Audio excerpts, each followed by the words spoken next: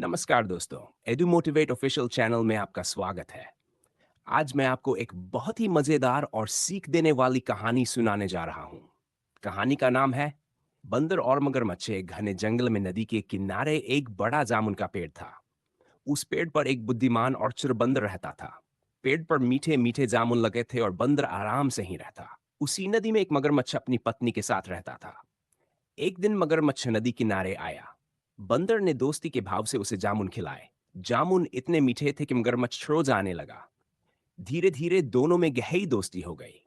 मगरमच्छ रोज कुछ जामुन अपनी पत्नी के लिए भी ले जाता था। मगरमच्छ की पत्नी लालची थी। उसने कहा, जो बंदर रोज इतने मीठे फल खाता है, उसका दिल कितना मीठा होगा। मुझे उसका दिल खाना है।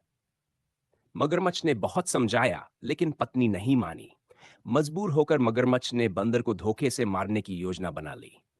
अगले दिन मगरमच्छ ने बंदर से कहा, मित्र, मेरी पत्नी तुमसे मिलना चाहती है। मेरी पीठ पर बैठ जाओ, मैं तुम्हें अपने घर ले चलता हूं। बंदर ने दोस्त समझकर उसकी बात मान ली और उसकी पीठ पर बैठ गया। नदी के बीच पहुंचकर मगरमच्छ ने सच्चाई बता दी। यह सुनकर बंदर समझ गया कि उसकी जान खतरे में है। लेकिन बंदर घबराया नहीं। उसने शांति से कहा, मित्र, तुमने पहले क्यों नहीं बताया? मेरा दिल तो पेड़ पर ही रखा हुआ है। बिना दिल के मैं जिंदा कैसे रह सकता हूं? पहले मुझे पेड़ तक छोड़ दो, फिर दिल लेकर चलूंगा। मगरमच्छ उसकी बातों में आ गया और उसे वापस पेड़ के पास ले आया।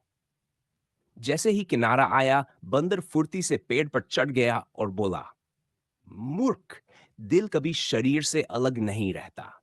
दोस्ती में धोखा देने वाले पर भरोसा नहीं करना चाहिए। मगरमच्छ अपनी गलती समझ गया और शर्मिंदा होकर वापस लौट गया।